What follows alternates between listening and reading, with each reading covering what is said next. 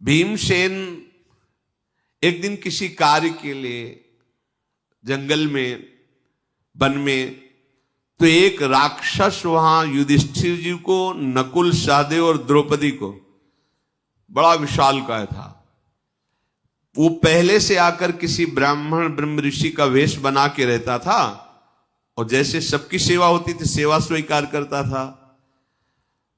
पर भीम को देखकर उसकी हिम्मत नहीं पड़ती थी कि इनका अपहरण करे। पर जब भीम किसी कार्य के लिए चले गए तब उसका नाम जटासुर राक्षस था। वो नकुल, सहदेव, युधिष्ठिर और द्रौपदी इनका अपहरण कर ले गया। उसकी दृष्टि द्रौपदी पर थी, पर पास में ये भी थे, इनको भी समेट के लेके भीमसेन के आश्रम से बाहर चले जाने पर उस राक्षस ने देखा कि जब घटोत्कच आदि चले गए, लोमस ऋषि ध्यान में हैं और सब ब्रह्म ऋषि अपने तप भजन ध्यान में हैं, तो अवसर पाकर उस दुष्टात्मा विकराल भयंकर जटासुर ने अस्त्र शस्त्र सहित नकुल, सहदेव, युधिष्ठिर और द्रौपदी इनका अपहरण कर लिया। सहदेव बड़ा प्रयत्न करके, क्योंकि सबको ऐसे समेटे था, थोड़ा ढीला पा करके छूट गए। तत्काल म्यान से तलवार निकाली और उसे मारने के लिए, पर सोचा कि कैसे, ये तो गोद में ऐसे समेटे हुए है और इतना विकराल है कि ऊपर तक इसके पहुंचना हमारी सामर्थ्य नहीं। उन्होंने आवाज लगाई भीमसेन को, देखो जटासुर हर कर लिए जा रहा है युधिष्ठिर जी को, द्रौपदी जी को और नकुल जी को।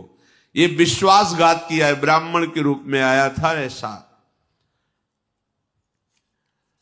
महाराज युधिष्ठिर ने सहदेव से कहा, डरो मत, मैं सत्य को साक्षी करके इसकी गति को कुंठित कर देता हूं।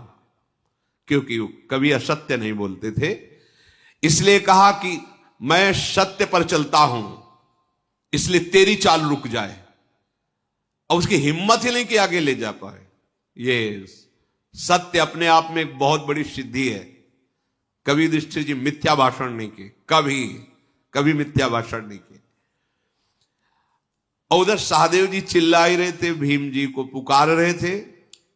भीम के कान में आवाज पड़ी तो वो तो वायु वेग से चलने वाले महारथी तत्काल वहां आ गए। जे ही देखा कि राक्षस अपने अधिकार में महाराज युधिष्ठिर को, नकुल को और द्रौपदी को किए, सहदेव दूर खड़े। भीमसेन ने कहा, जटासुर तू समझता था कि मैं जान नहीं रहा हूं, मैं जान रहा था।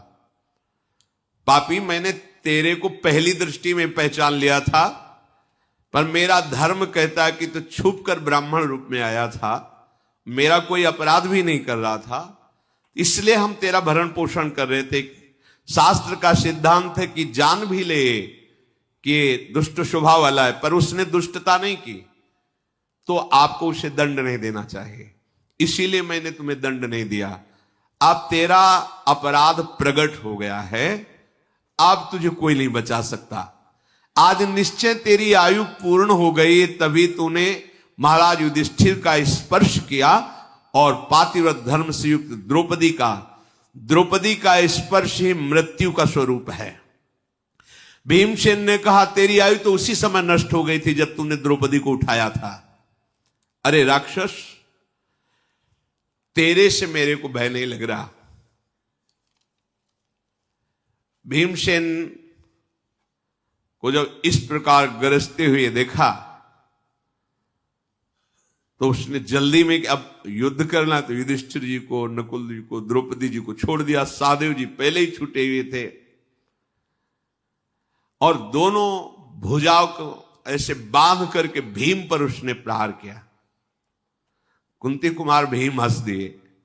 जब से महावीर हनुमान जी का इस पर, वैसे ही महाबली थे, पर उस दिन से कुछ और विशेष हो गए। भीम ने एक बड़े ताल के वृक्ष को उखाड़ा, उसके पत्ते वत्ते झाड़े, एक प्रहार किया उस जटासुर पर जो पर्वताकार था। जे ही प्रहार हुआ तो आंख उसकी मुंदी, लपक कर भीम ने अपनी भुजाओं में भुजाओं का मतलब यमपास, ऐसे बांध लिया और घूंसे से प्रहार किया। भीमसेन के आघात से वो कांपने लगा। भीमसेन उसे उठा के पटक दिया और भुजाओं के बल से उसको रगड़ा। सारे अंग उसके चूर चूर हो गए और अपने हाथ से ही मरोड़ करके उसका सर धड़ से अलग कर दिया। भीमसेन का एक पराक्रम देखकर समस्त ब्रह्म ऋषि और युधिष्ठिर उनकी बड़ाई करने लगे।